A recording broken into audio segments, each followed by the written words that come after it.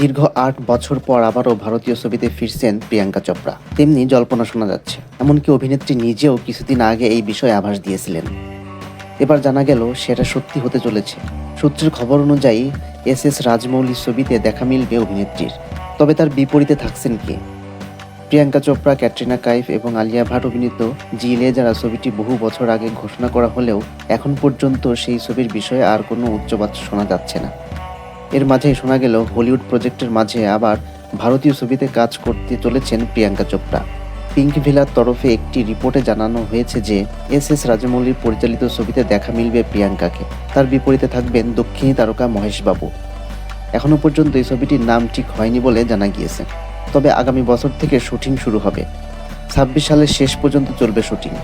তারপর ২৭ সালে মুক্তি পেতে পারে সিনেমাটি। জানা গিয়েছে এস রাজমৌলির বহুদিন ধরেই তার আগামী ছবির জন্য এমন কোন অভিনেত্রীকে খুঁজছিলেন যিনি গোটা বিশ্বজুড়ে দারুণ বিখ্যাত। আর এটার জন্য প্রিয়াঙ্কা ছাড়া ভালো আর কেই বা হতে পারে। সূত্রের খবর অনুযায়ী গত ৬ মাস ধরে দেশি গার্লের সঙ্গে একাধিক মিটিং করেছেন রাজমৌলি। তারপর দুই পক্ষ রাজি হয়েছে। জানা গিয়েছে এটি একটি অ্যাডভেঞ্চার ঘরানার সিনেমা হবে। মহেশবাবুর সঙ্গে টক্কর দিতে প্রিয়াঙ্কা চোপড়াকেও পুরোদমে অ্যাকশন করতে দেখা যাবে।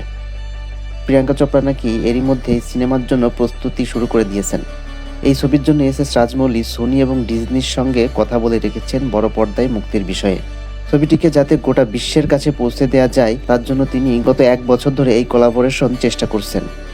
ভারত সহ আমেরিকা, আফ্রিকার শুটিং হবে এই ছবির। প্রিয়াঙ্কা চোপড়াকে দর্শক শেষবার ২০১৯ সালে দ্য স্কাই ইজ পিঙ্ক সিনেমাতে দেখেছিলেন। সোনালী বসু পরিচালিত এই ছবিতে প্রিয়াঙ্কা চোপড়ার সঙ্গে ছিলেন ফারহান আখতার, জায়রা ওয়াসিম, রোহিত শর্মা।